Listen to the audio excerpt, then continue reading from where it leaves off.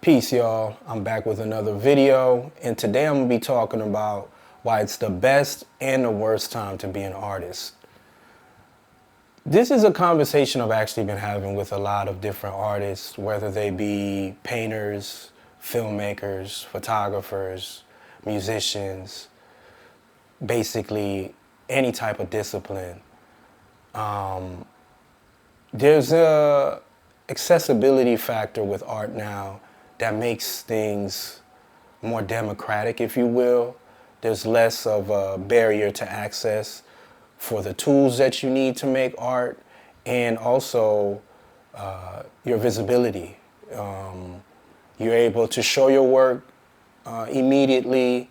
You're able to show your work to a wide range of people, through social media, through online platforms like YouTube, etc. And that's really amazing. I think this is the first time in history that people have been so connected and able to share the work that they do as artists. However, the downside to this is that there's an oversaturation of art and media and films and people presenting their work. So a lot of great artists often get kind of lost in the kind of pool of thousands and millions and billions even of art that's being produced and shared around the world. So it makes me ask the question of, what do people consider good art these days, and how do people consume art? How do they interpret the art that they see? Because for me, it seems like art is basically like fast food now.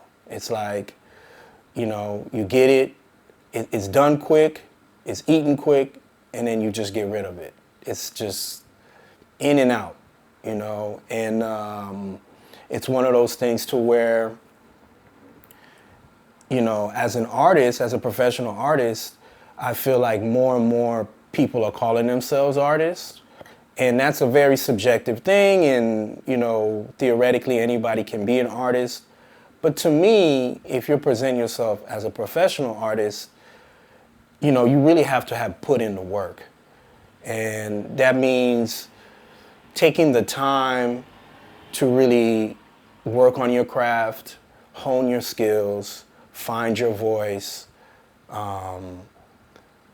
present your work in various different outlets and venues and whatnot, and just continue to refine your work, but with a basis and a foundation that's really deep in study and practice.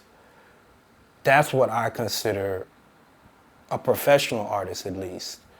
And these days, I feel like anybody and everybody is calling themselves an artist merely because they're able to make something very quickly and present it very quickly.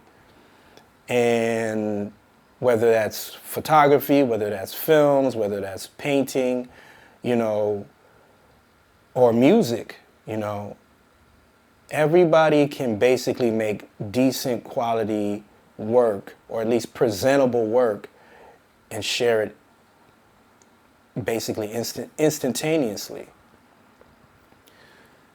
And not all of that work is very good, in my opinion. I think the majority of the work that I see is very kind of copy and paste. It feels very much like the last thing that you've seen because it's gotten a lot of views, or it's a popular subject matter or whatever, and it's kind of trending, and people seem to be kind of copying and pasting things.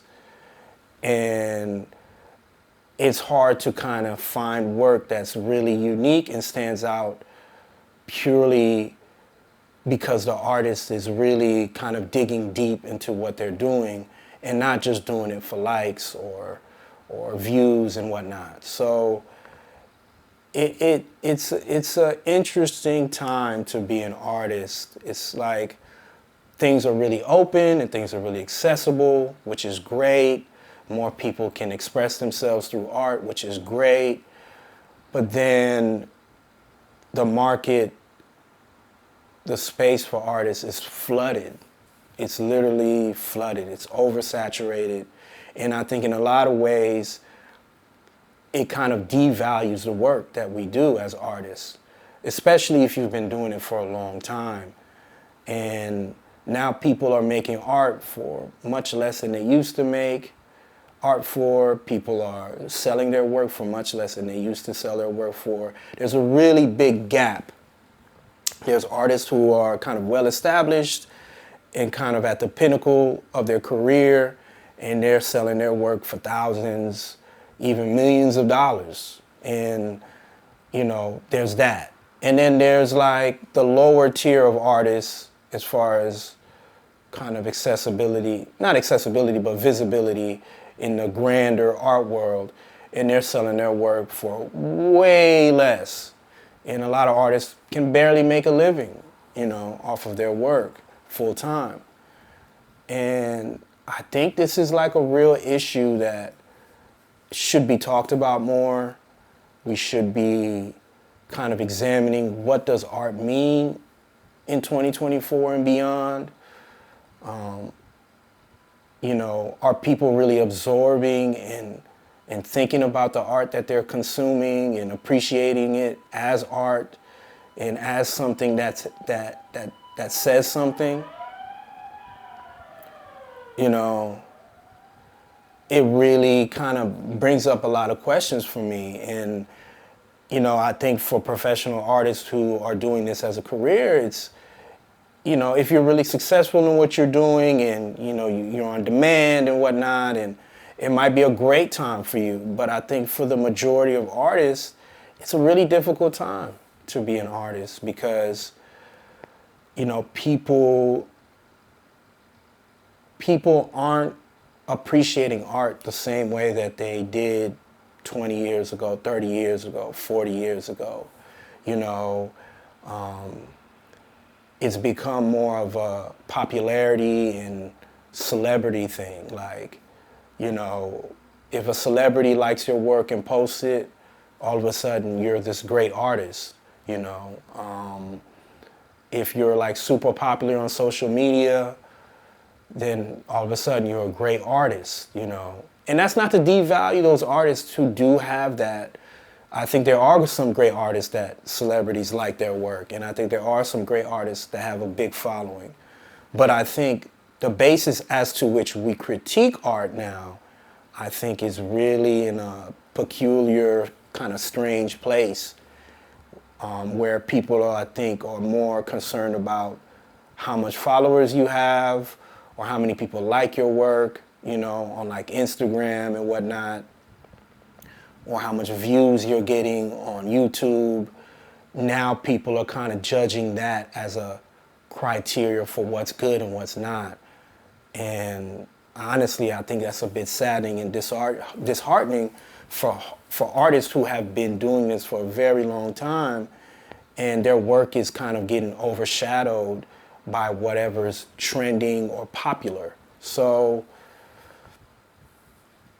yeah, I just thought I'd kind of, you know, speak on this. It's something that I've certainly been thinking about as an artist and grappling with, and I've had conversations with other artists about this as well. So I'd love to hear what y'all think. Please feel free to comment below, you know, your thoughts on the art world and the arts in general in 2024 and beyond. So please like and subscribe. The more subscribers I get, the more videos like this I'll feel encouraged to make. I appreciate your time. Have a good one. Peace.